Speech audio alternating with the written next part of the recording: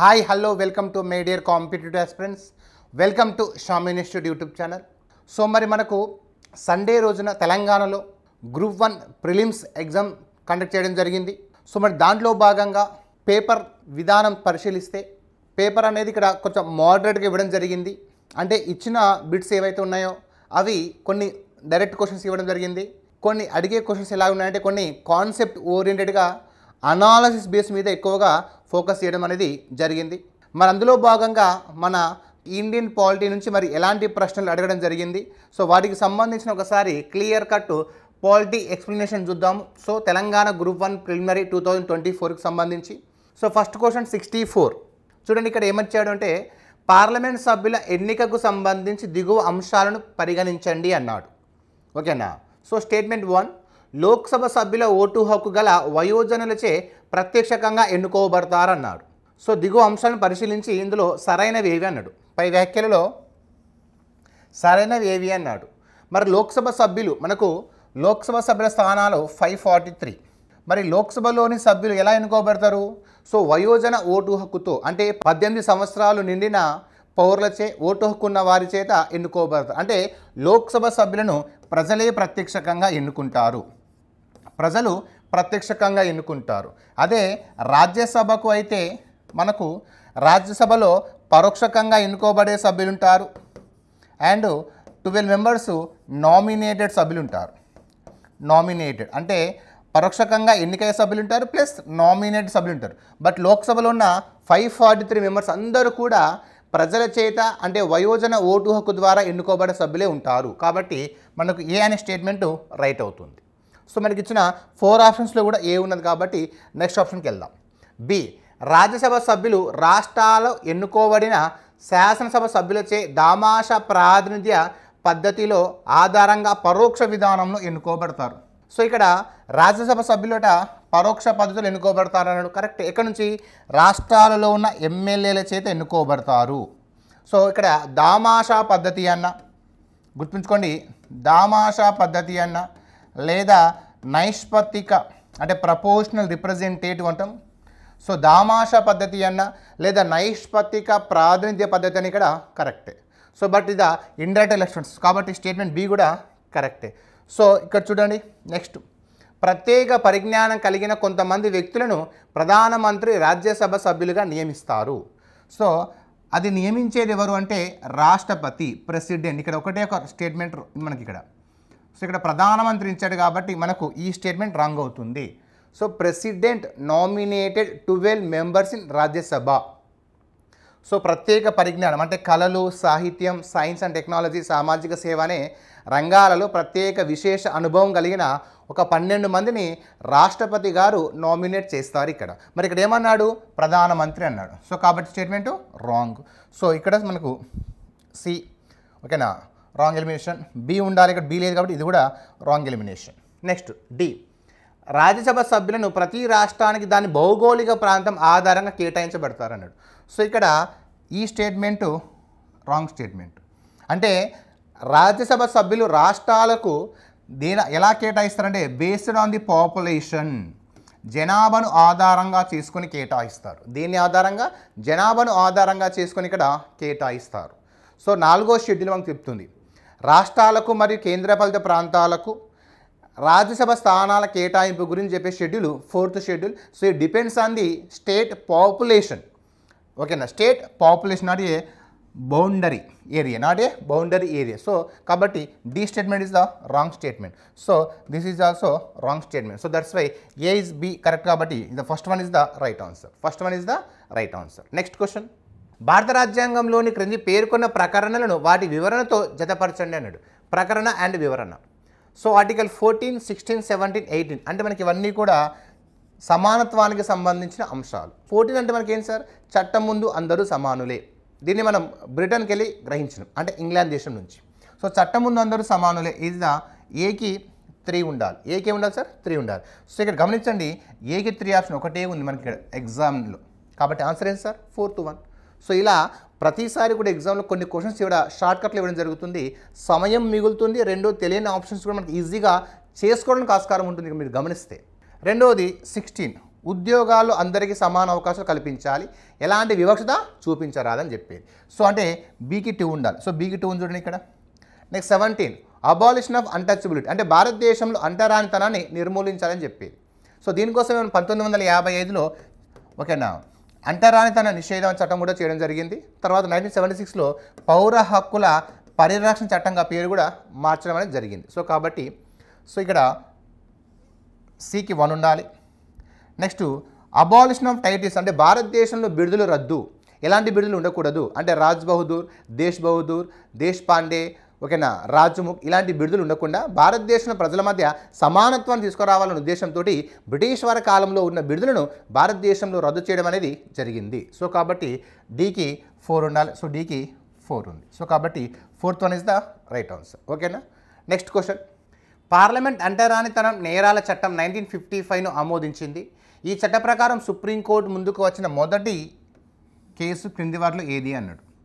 So untouchability offence act 1955 దానికి సంబంధించిన supreme court మొదటి కేసు ఏదంటున్నాడు.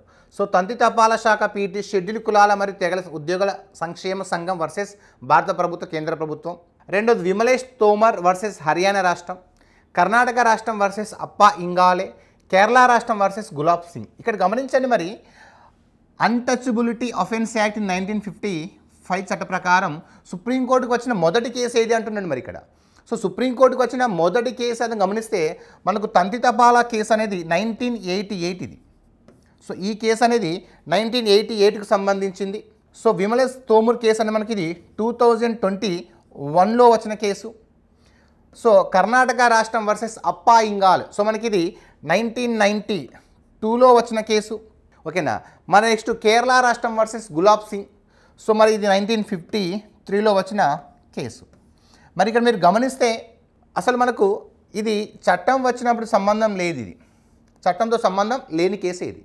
మరి ఇక్కడ వచ్చిన మొదటి కేసు అన్నాడు. మరి ఇక్కడ మనం ఇయర్స్ని ఆధారంగా చూసుకుంటే ఇచ్చిన ఇయర్స్ని ఆధారంగా చూసుకుంటే సో 1988 తంతి తపాలా శాఖ అన్నమాట.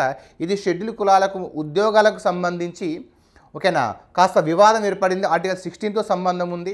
ఓకేనా. అదేవిధంగా 17తో సంబంధం ఉంది అంటరానితనం. కాబట్టి ఆ విషయంలో సుప్రీంకోర్టుకి అనేది ఇక్కడ వెళ్ళడం జరిగింది. సో కాబట్టి ఇక్కడ ఇచ్చిన మొదటి కేసు అన్నాడు. మరి దాని ఆధారంగా చూసుకుంటే మరి ఇక్కడ ఇచ్చిన కేసుల సంవత్సరాల ఆధారంగా తంతి తపాలా 1988, విమలేష్ తోమూర్ 2021 అండ్ కర్ణాటక రాష్ట్రం వర్సెస్ అప్పా ఇంగాలే 1992 అండ్ కేరళ రాష్ట్రం Gulab Singh is the 1953. So that's why we are the answer. First one is the right answer. ఓకేనా. ద నెక్స్ట్ క్వశ్చన్, క్రింది వాటిలో సమాఖ్య రాజ్యం ముఖ్య లక్షణం ఏది అన్నాడు. ఓకేనా. అంటే సమాఖ్యకు సంబంధించిన అంశాలను గుర్తించండి అంటున్నాడు. మనకు రాజ్యాంగంలో సమాఖ్య లక్షణాలు ఉన్నాయి, అదేవిధంగా ఏకకేంద్ర లక్షణాలు ఉన్నాయి. సో ఇక్కడ రెండింటిని మనం గుర్తుపెట్టుకోవాలి. కానీ ఇక్కడ షార్ట్కట్ ఏంటంటే సమాఖ్య లక్షణాలు గుర్తుంటే సమాఖ్య లక్షణాలు మనకు 8 ఉంటాయి. ఆ సమాఖ్య లక్షణాలు ఏవైతే మనకు గుర్తుంటాయో రిమైనింగ్ అన్నీ కూడా మనం వాటిని ఏకకేంద్ర లక్షణాలుగా ఎలిమినేషన్ ప్రాసెస్లో సింపుల్గా చేయొచ్చు. అంటే రెండింటిని గుర్తుపెట్టుకోవచ్చు. బట్ అట్లా మనకు కాస్త సమయం వృధా అవుతుంది. కాబట్టి షార్ట్ వే ఇక్కడ ఏంటంటే సమాఖ్య లక్షణాలు గుర్తుపెట్టుకోవచ్చు. సో సమాఖ్య లక్షణాలలో మనకి ఏముంటుందంటే అధికారాల విభజన ఉంటుంది, లిఖిత రాజ్యాంగం ఉంటుంది, దృఢ రాజ్యాంగం ఉంటుంది, రాజ్యాంగ ఆధిక్యత ఉంటుంది, స్వతంత్ర న్యాయ వ్యవస్థ ఉంటుంది, ఎగువ సభలో రాష్ట్రాలకు ప్రాతినిధ్యం ఉంటుంది, అండ్ 2 స్థాయిలో ప్రభుత్వాలు ఉంటుంది, రాజ్యాంగ సవరణలో రాష్ట్రాల పాత్ర ఉంటుంది. ఓకేనా. సో ఇవి అన్నీ కూడా మనకు ఏ లక్షణాలు అంటే సమాఖ్య లక్షణాలుగా చెప్పుకుంటాం. మరి ఈ సమాఖ్య లక్షణాలు చూడండి, ఇక్కడ అధికారాల విభజన అనేది మనకి ఇక్కడ రైట్ ఆన్సర్. ఎందుకంటే ఇవన్నీ కూడా ఏకకేంద్ర లక్షణాలు. సో ఏకకేంద్ర లక్షణాలు అంటాం, యూనిటరీ ఫీచర్స్ అంటాం. అంటే గవర్నర్ కావచ్చు, ఎమర్జెన్సీ కావచ్చు, కాగ్ కావచ్చు, ఎలక్షన్ కమిషన్ కావచ్చు, ఇంటిగ్రేటెడ్ జ్యుడిషియల్ సిస్టమ్ కావచ్చు, స్టేట్ రీఆర్గనైజేషన్ కావచ్చు, ఇవన్నీ కూడా యూనిటరీ ఫీచర్స్ అంటాం. సో కాబట్టి ఇక్కడ ఇచ్చిన స్టేట్మెంట్లు మనం గుర్తుపెట్టుకోండి. సమాఖ్య లక్షణాలలో ఒకటి అధికారాల విభజన. సో సమాఖ్య లక్షణంలో ఉన్న ఫస్ట్ పాయింటే మనకు అధికారాల విభజన. So that's why second one is the right answer. Next 68 రాజ్యాంగంలోని 368 ప్రకరణ సంబంధించి క్రింది పేర్కొన్న వాటిని పరిశీలించండి అన్నాడు. సో 368 సంబంధించి దేనికి సంబంధించింది? రాజ్యాంగ సవరణకు సంబంధించింది. సో ఇది రాజ్యాంగాన్ని సవరించడానికి పార్లమెంటుకు అధికారాన్ని ఇస్తుంది. ఎస్. సో రాజ్యాంగంలో మనకు 20వ భాగంలో ఉంటుంది ఆర్టికల్ 368. అవునా? సో కాబట్టి దీని ద్వారా భారత రాజ్యాంగాన్ని పార్లమెంటు సవరిస్తుంది. సో కాబట్టి స్టేట్మెంట్ ఇది కరెక్టే. A1. 2/3 సభ్యుల ఆమోదంతో రాజ్యాంగాన్ని సవరించడానికి పార్లమెంట్కి అధికారం కల్పిస్తుంది. ఎస్. సో మనకు ఆర్టికల్ 368 ప్రకారం భారత రాజ్యాంగాన్ని 2 పద్ధతుల్లో సవరిస్తారు. ఆర్టికల్ 368 ప్రకారం భారత రాజ్యాంగాన్ని 2 పద్ధతుల్లో సవరిస్తారు. జనరల్గా భారత రాజ్యాంగాన్ని ఎన్ని పద్ధతుల్లో సవరిస్తారంటే 3 పద్ధతులని చెప్పచ్చు. 3 పద్ధతులని చెప్పచ్చు. సో ఆర్టికల్ 368 ప్రకారం అన్నప్పుడు మాత్రమే మనం ఇక్కడ 2 పద్ధతులు అంటాం. అంటే ఒకటి సాధారణ మెజారిటీతోటి, సింపుల్ మెజారిటీతోటి, రెండోది స్పెషల్ మెజారిటీ, ప్రత్యేక మెజారిటీతోటి, అండ్ మూడోది ద్విపక్ష ప్రత్యేక మెజారిటీ అంటాం. ద్విపక్ష ప్రత్యేక మెజారిటీ అంటే పార్లమెంటు ప్లస్ సగం కన్నా ఎక్కువ రాష్ట్రాల ఆమోదం. సో జనరల్గా భారత రాజ్యాంగాన్ని 3 పద్ధతులు సవరిస్తారు. ఆర్టికల్ 368 ప్రకారం అన్నప్పుడు మాత్రం ఈ రెండింటిని ఇక్కడ కన్సిడర్ చేయాలి. ఈ రెండు కూడా మనకు 2/3 మెజారిటీ. సో కాబట్టి statement correct. And third one, ప్రాథమిక హక్కులను సవరించడానికి పార్లమెంట్కు అధికారాన్ని కల్పించలేదు అన్నాడు. So wrong statement. ప్రాథమిక హక్కులను సవరించే అధికారం కానీ ప్రాథమిక హక్కులను మార్చే అధికారం కానీ ఎవరికైనా ఉందంటే అది పార్లమెంట్కు ఉంది. మనకు ఆర్టికల్ 35 క్లియర్గా రాస్తారు, ఆర్టికల్ 35లో. కాబట్టి ఈ స్టేట్మెంటు రాంగ్ స్టేట్మెంట్. ఓకేనా? నెక్స్ట్ డి, రాజ్యాంగ మౌలిక నిర్మాణం తప్ప ఇతర ఏ అంశానైనా సవరించడానికి ఇది పార్లమెంట్కు అధికారాన్ని ఇస్తుంది. కరెక్టే. సో అంటే basic structure of the Indian constitution 1973లో సుప్రీంకోర్టు కేశవానంద భారతి కేసులో మొదటిసారిగా ఈ సిద్ధాంతాన్ని ప్రతిపాదించింది. సో రాజ్యాంగ మౌలిక స్వరూపానికి భంగం కలిగించకుండా పార్లమెంటు రాజ్యాంగంలో ఏ అంశాన్నైనా సవరించవచ్చు అని మనకు సుప్రీంకోర్టు 1973 కేశవానంద భారతి కేసులో తీర్పునిచ్చింది. సో దట్స్ వై ఇది కూడా మనకు సరైన సమాధానం. సో కాబట్టి ABD. సో కాబట్టి first one is the right answer. ABD కాబట్టి first one is the right answer. Next question 69. ఈ క్రింది వ్యాఖ్యలను పరిగణించండి అన్నాడు. ఏ, ఓటు హక్కును వినియోగం ఒక రకమైన భావ ప్రకటన అని భారత సుప్రీంకోర్టు గుర్తించింది. సో ఓటు హక్కు వినియోగం ఇట్స్ మనకు ఆర్టికల్ 19 సబ్ క్లాస్ 1 ఉంటుంది. ఓకేనా? వాక్ స్వాతంత్రం మరియు భావ ప్రకటన స్వేచ్ఛ అని. సో దాంట్లో భాగంగా ఇక్కడ ప్రతి వ్యక్తి కూడా తన యొక్క ఓటు హక్కు వినియోగం అనేది ఒక రకమైన భావ ప్రకటనలో భాగంగా సుప్రీంకోర్టు గుర్తించింది. మనకి ఈ స్టేట్మెంట్ కరెక్టే సార్. ఈ స్టేట్మెంట్ అనేది మనకు కరెక్టే. అండ్ రెండవది, ఎన్నికలలో పోటీ చేసే వ్యక్తుల పూర్వపరాలు తెలుసుకునే హక్కు ఓటర్లకు ఇవ్వబడింది. ఎస్.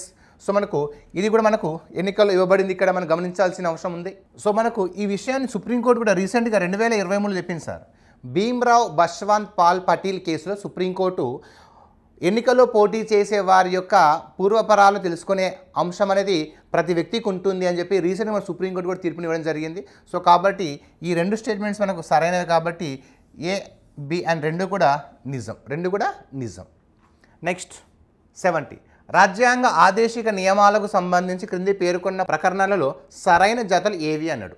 ఒకటి 39 class A, free legal aid అంటే పేదలకు ఉచిత న్యాయ సహాయం అనేది మనకు 39 క్యాపిటల్ A కరెక్ట్. మనకి ఇది 42వ రాజ్యాంగ సవరణ ద్వారా 1976లో ఆదేశిక సూత్రాలు చేర్చారు.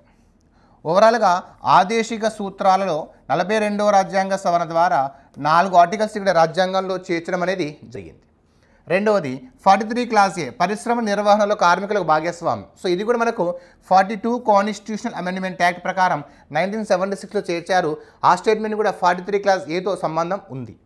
And next 48A.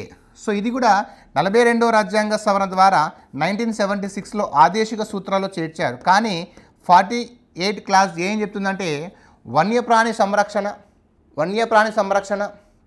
ఓకేనా, అడవుల సంరక్షణ, ఈ అంశాల గురించి చెప్తుంది సార్. ఓకేనా? వన్యప్రాణి సంరక్షణ, అడవుల సంరక్షణ గురించి చెప్తుంది ఇక్కడ. సో కాబట్టి ఇక్కడ ఏమన్నాడు, బాలల హక్కుల పరిరక్షణ అన్నాడు. సో కాబట్టి ఇది ఇన్కరెక్ట్ అనమాట. ఇది మ్యాచ్ అవ్వట్లేదు మనకు. సో కాబట్టి 3ని తీసేయాలంటే ఇక్కడ Cని తీసేయాలి మనం. అవునా? నెక్స్ట్ 4, ప్రకరణ 51, అంతర్జాతీయ శాంతి భద్రతల పరిరక్షణ. మనకి ఇది ఆర్టికల్ 51లో ఉంది ఆదేశిక సూత్రాలు. అంతర్జాతీయ శాంతి భద్రత, అంతర్జాతీయ చట్టాలను గౌరవించడం, ఇతర దేశాలతోటి స్నేహ సంబంధంగా ఉండడం, ఇతర దేశాలతో ఉన్న వివాదాలను మధ్యవర్తిత్వంగా వ్యవహరించుకొని పరిష్కరించుకోవడం, ఇవన్నీ కూడా మనకు ఆర్టికల్ 51లో ఉంటాయి. సో కాబట్టి ఈ స్టేట్మెంట్ కూడా కరెక్ట్ స్టేట్మెంటే. అంటే A, B and D is the right answer. So ABD కాబట్టి second one is the right answer, ABD. Third one is the ఇక్కడ మనకు రాంగ్ ఎలిమినేషన్. చూడండి ఇక్కడ కూడా సి ఉంది ఎలిమినేషన్, ఇక్కడ సి ఉంది, ఇక్కడ సి ఉంది. సో కాబట్టి ఎలిమినేషన్. ఓకేనా. నెక్స్ట్ 71. క్రింది వాటిలో ఏది రాష్ట్ర ఎన్నికల సంఘం పాత్ర అన్నాడు. State election commission sir. So state election commission article 243 clause K. So state election commissioner నియమించేది గవర్నర్, అపాయింట్మెంట్ గవర్నర్. ఈ స్టేట్ ఎలక్షన్ కమిషనర్ని తొలగించేది ఎవరంటే రాష్ట్రపతి. ఎవరు తొలగిస్తారు? రాష్ట్రపతి తొలగిస్తాడు. ప్రాసెస్ ఏంటిది అడిగితే ఏం చెప్పాలంటే హైకోర్టు జడ్జ్. ఒక స్టేట్ ఎలక్షన్ కమిషనర్ని ఎలా తొలగిస్తారు? హైకోర్టు జడ్జిని తొలగించే ప్రాసెస్ తొలగిస్తారు. మరి what are the key role? ఓకేనా. స్టేట్ ఎలక్షన్ కమిషనర్ అంటే రాష్ట్ర సహకార సంఘాల ఎన్నికల నిర్వహణ, రాంగ్ ఆప్షన్. సమాజ ఆధారిత సంస్థల ఎన్నికల నిర్వహణ, రాంగ్ ఆప్షన్. రాష్ట్ర శాసనసభల ఎన్నికల నిర్వహణ, రాంగ్ ఆప్షన్. స్థానిక సంస్థలు. సో చాలామంది కూడా కన్ఫ్యూజ్ అవుతారు. ఇక్కడ ఇది పెడతారు, ఏది 3. ఇక్కడ గుర్తుంచుకోండి, దేశంలో రాష్ట్రపతి కానీ, ఉపరాష్ట్రపతి కానీ, రాజ్యసభ కానీ, లోక్సభ కానీ, శాసనసభ ఎన్నికల నిర్వహణకు సంబంధించి మొత్తం కూడా నియమ నిబంధనలు, ఎన్నికల ఫలితాలు, ఎన్నికల తేదీలు, నామినేషన్ అంతా కూడా కేంద్ర ఎన్నికల సంఘం చెబుతుంది. కేంద్ర ఎన్నికల సంఘం. రాష్ట్ర ఎన్నికల సంఘం కేవలం పంచాయతీరాజ్ అండ్ మున్సిపాలిటీ ఎన్నికలకు సంబంధించిందే, స్థానిక సంస్థల మాత్రం నిర్వహిస్తుంది. రాష్ట్ర ఎన్నికల కమిషనర్ వేరు, రాష్ట్ర ఎన్నికల అధికారి వేరు. సో కేంద్ర ఎన్నికల సంఘం మనకు రాష్ట్రంలో ఎన్నికలు నిర్వహిస్తానని చెప్తే, దానికి రాష్ట్రంలో ఉన్న ఎన్నికల అధికారి, స్టేట్ ఎలక్షన్ ఆఫీసరు ఇక్కడ మొత్తం రాష్ట్రంలో దగ్గరుండి ఎన్నికలు నిర్వహిస్తాడు. ఇక్కడ స్టేట్ ఎలక్షన్ కమిషనర్ వేరు. ఈ రెండింటి మధ్య డిఫరెన్స్ తెలవాలి. ఫస్ట్ ఆఫ్ ఆల్ ఈ రెండింటి మధ్య డిఫరెన్స్ తెలవాలి, గుర్తుంచుకోండి. ఓకేనా. So that's why 4th one is the right answer there. Next 72. పాటించాల్సిన విధి ప్రక్రియ అంటే దీన్ని మనం ఇంగ్లీష్లో ఏమంటామంటే డ్యూ ప్రాసెస్ ఆఫ్ లా అంటాం. ఓకేనా. సో డ్యూ ప్రాసెస్ ఆఫ్ లా అంటాం ఇంగ్లీష్లో డ్యూ. ఓకేనా. డ్యూ ప్రాసెస్ ఆఫ్ లా అని సిద్ధాంతం అంటాం.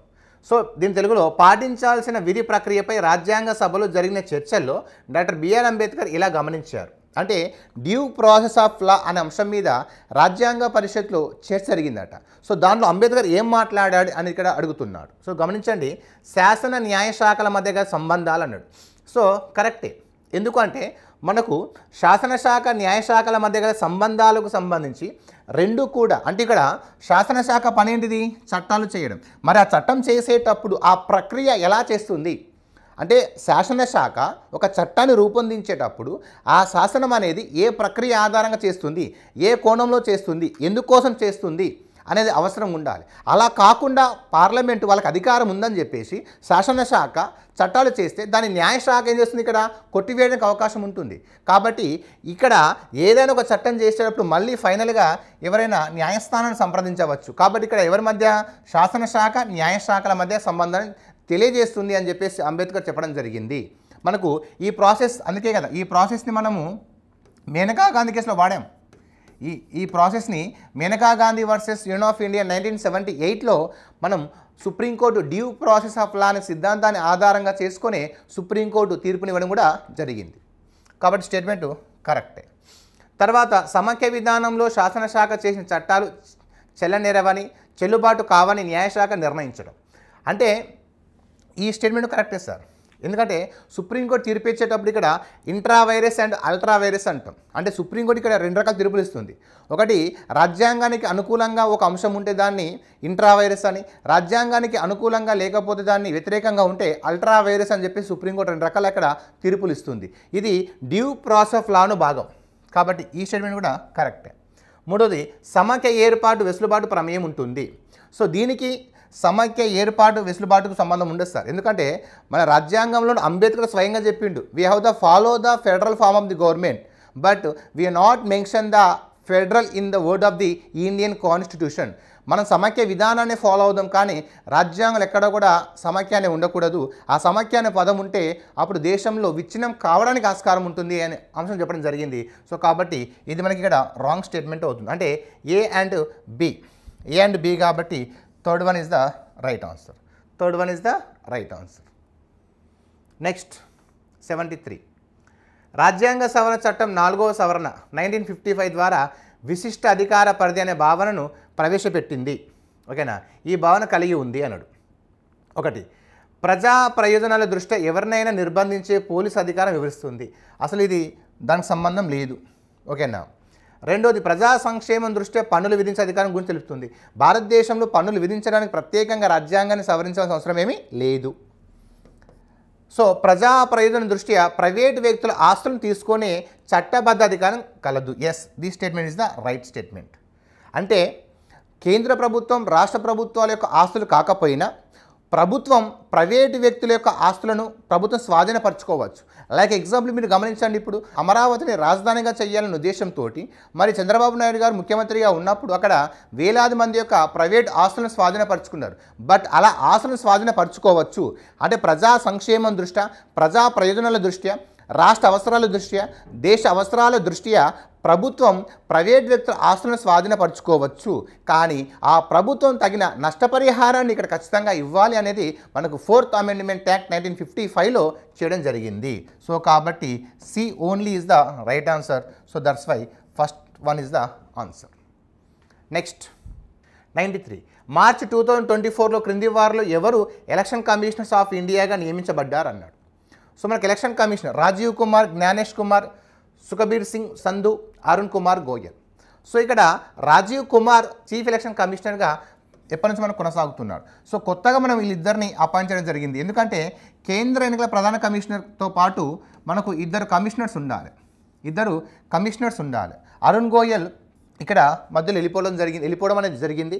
సో కాబట్టి వీళ్ళిద్దరిని కూడా ఎలక్షన్స్ ముందు మనకు 18వ లోక్సభ ఎన్నికలకు షెడ్యూల్ ప్రకటించడానికి ముందు వీళ్ళిద్దరిని కూడా రాష్ట్రపతి అపాయింట్మెంట్ చేయడం జరిగింది. ఎవరిని సార్? జ్ఞానేష్ కుమార్, సుఖబీర్ సింగ్ సంబంధించి. ఓకేనా. సో కాబట్టి బి అండ్ సి. ఓకేనా. సో బి అండ్ సి కాబట్టి third one is the right answer. Next 146 ఏ మంత్రిత్వ శాఖ ట్రాన్స్జెండర్ వ్యక్తుల కోసం గరిమా గృహ ఆశ్రయ గృహాలను ప్రారంభించింది ఇక్కడ? సో ట్రాన్స్జెండర్స్ యాక్ట్ మనకు 2019లో వచ్చింది. ట్రాన్స్జెండర్ యాక్ట్ అనేది మనకు 2019లో రూపొందించడం అనేది జరిగింది. సో గృహ మరియు పట్టణ వ్యవహారాల మంత్రిత్వ శాఖ, సామాజిక న్యాయ మరియు సాధికారత మంత్రిత్వ శాఖ, ఆరోగ్య మరియు కుటుంబ సంక్షేమ మంత్రిత్వ శాఖ, స్త్రీ మరియు శిశు అభివృద్ధి మంత్రిత్వ శాఖ. సో ఇది second one is the right answer sir. ఎందుకంటే ట్రాన్స్జెండర్ల గురించి కానీ, ఎస్సీల గురించి కానీ, ఎస్టీల గురించి కానీ మనకు ఈ సామాజిక న్యాయ మరియు సాధికారత అనేది ఎక్కువగా చూసుకుంటుంది కాబట్టి. So that's why second one is the right answer there. 147 క్రింది వాటిలో ఏ అధికరణ భారత రాజ్యాంగంలోని షెడ్యూల్ కులాల ఆర్థిక రక్షణకు సంబంధించింది కాదు అన్నాడు. అంటే ఎస్సీలతో షెడ్యూల్ క్యాస్ట్ సంబంధం లేని అంశం అడుగుతున్నాడు. సో మరి ఇక్కడ 24 ఇచ్చేవడం జరిగింది, 34, 23, 46. సో ఇక్కడ గమనిస్తే 46 అనే మనకు ఆదేశిక సూత్రాల్లో schedule caste and schedule tribals యొక్క విద్యాపరంగా కానీ, ఉద్యోగపరంగా కానీ, ఆర్థిక పరంగా సంబంధించిన అంశం ఇది. సో 23 అనేది మనకు ట్రాఫిక్ హ్యూమన్ అంటే మనుషుల అక్రమ రవాణా నిషేధం అని చెప్పే అంశం. 34 అనేది మనకి ఏంటిది? ఇది కోర్టు మార్షల్ లేదా సైనిక పాలన ఎక్కడైతే అమలు అవుతుందో అక్కడ ప్రాథమిక హక్కులు ఏ మేరకు ఇంప్లిమెంట్ చేయాలని పార్లమెంట్ చట్టం చేసి నిర్ణయిస్తుంది. అవునా. సో కాబట్టి ఇక్కడ మరి ఎస్సీలతో పర్టికులర్గా అయినప్పుడు ఇక్కడ పూర్తి స్థాయిలో సంబంధం లేని అంశం ఇక్కడ 34. అంటే వాస్తవానికి ఇక్కడ ఇది బాల కార్మికులకు సంబంధించింది. బాల కార్మిక వ్యవస్థ నిషేధం అని చెప్పి అంటే 14 సంవత్సరాల లోపు బాల కార్మికులు అంటే ఆ బాల కార్మికులు అందరికీ అందులో ఎస్సీలు కావచ్చు, ఎస్టీలు కావచ్చు, అందరూ అన్నమాట. ఆ కోణంలో ఇక్కడ మనం పరిశీలన చేయాలి వాస్తవానికి. సో 23 కూడా అంతే. సో మనుషుల అక్రమ రవాణా అన్నప్పుడు అందులో అన్ని రకాల మనుషులు వస్తారని చెప్పేసి. 46 మనకు స్పెసిఫిక్గా ఎస్సీ, ఎస్టీ.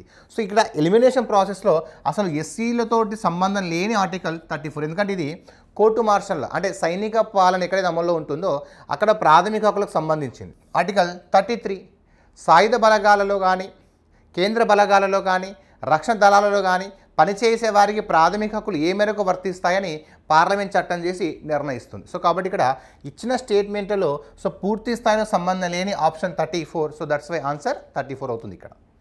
నెక్స్ట్ 148 ఆర్టికల్ 15 గురించి క్రింది వాటిలో ఏ వ్యాఖ్యలు సరైనవి అంటున్నాడు. 1 ప్రభుత్వం పౌరుల పట్ల మతం, వర్ణం, కుల, లింగ, పుట్టిన ప్రదేశాలు లేదా వాటిలో దేని ఆధారంగానైనా ఎలాంటి వివక్ష చూపరాదు. ఎస్, మన 15th ఆర్టికల్ ఫస్ట్ కాన్సెప్టే అంటే కుల, మత, జాతి, లింగ, జన్మస్థలం ఆధారంగా ఎలాంటి వివక్షతలు చూపరాదని చెప్తుంది ఆర్టికల్ 15.